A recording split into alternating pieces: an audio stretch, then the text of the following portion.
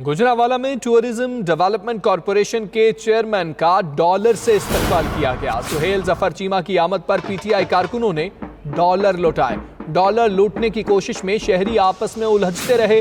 किसी के हाथ $1 आया तो कोई खाली हाथ रहा। इसी पर बात करेंगे। मोहम्मद असलम हमारे साथ मौजूद हैं। मोहम्मद असलम, बताइएगा, डॉलर निछावर किए जाते रहे, एफबीआर वहां नहीं पहुंचा?